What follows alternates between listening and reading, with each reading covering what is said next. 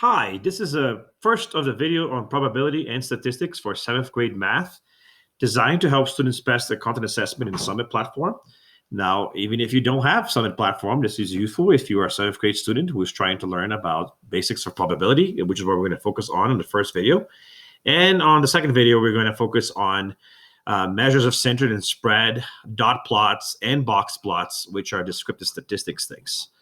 So in this video, let's get on it. We're going to talk about probability. Now, when you think about probability, you're trying to figure out how likely it is for an event to take place. If the event is impossible, it is said its probability is 0. Now, an event that has even chance, it will have a 50-50 shot or a half or 0.5 probability.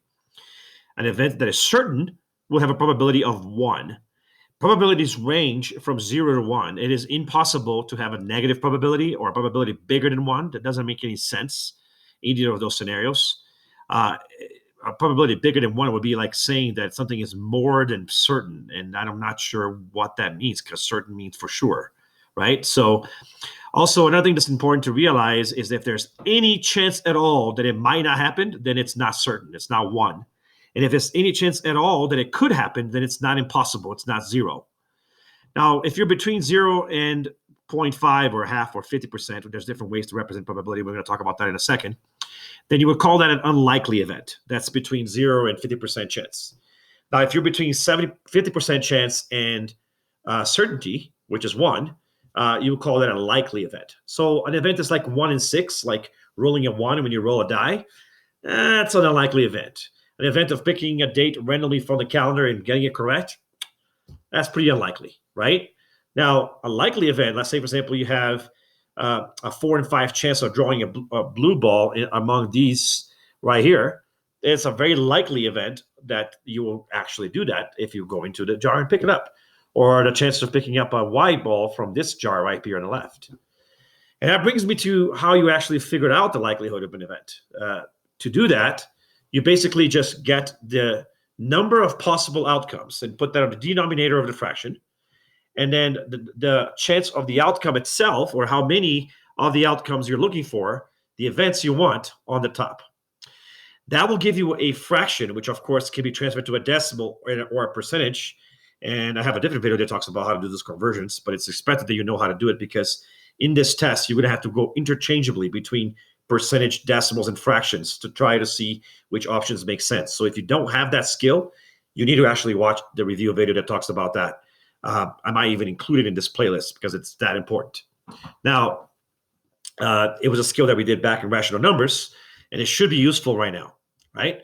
So the number that you do get, though, the larger the number is, the closer it is to 1, the more likely the event is. The closer it is to 0, the more unlikely the event is. Right?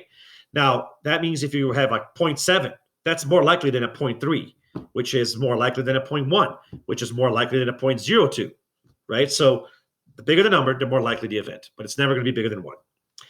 If you know the probability of a certain event, then the probability of the event not happening is basically the difference between 1 and that. So for example, if you know the chance to draw a 1 when you roll a die is 1 in 6, then a chance of not rolling a 1 is 5 in 6, right? So that basically it's the converse. So if you know the probability of an event, the probability of its opposite would be 1 minus x, or 100 minus x if you're using percentages, right? So for example, if the chances are rain at 0.82 or 82%, then the chances of no rain would be 18% or 0.18, right? So the other part that we still have to talk about is this idea that if events are truly random, okay, then the number of times an event will probably occur in a set of repetitions is the same as the probability of the event times the number of times that you're doing it. So for example, if you're trying to roll a 6 and you roll 60 times, how many 6s are you likely to roll? What you have to do to solve that is get the probability of one event, which is 1 in 6, because there's only one side that has 6s, and there's 6 possible sides, right? So that's what you're doing. You're putting 1 out of 6. And that comes out to about 16.6%, or 0.16 if you're doing it with decimals. Now, if you multiply that times 60, which is the number of times you're rolling, you get the number of times that you're likely to roll a 6, which will be 10 times in this case.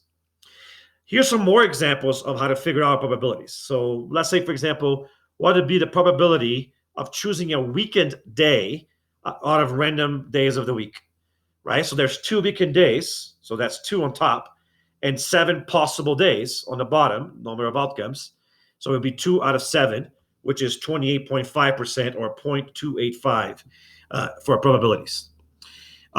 In this set right here, there are 5 red circles, but there are a total of 20 circles in the set. So the chances of drawing 5 are 5 out of 20, and therefore 25% or 0.25 if you're doing it as a decimal. So that's essentially how you calculate probabilities. Now, the last thing is that you can use past events to determine the probability of future events. So if you've just did a bunch of drawings, right? There's an example right here. So if you draw a bunch of cards, and you draw 11 pictures of a T-Rex, then you drew 14 pictures of Stegosaurus, and then you drew 5 pictures of Velociraptors. So you drew a total of 20 times, and then out of those 20 times, 5 of them were Velociraptors. So what would be the chance of drawing a Velociraptor next? To figure that out, you can base the chances of the future based on what happened in the past. So in the past, I drew 5 Velociraptors out of 20 total drawings.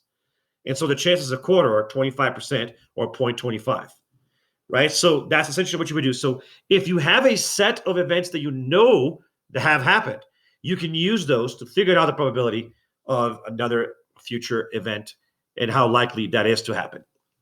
Okay, so that's essentially it as far as figuring out probabilities is concerned. We are going to do a practice video on this later on the series, where we're going to look at a lot of problems on how to do this in more detail, more than the examples I gave in this video.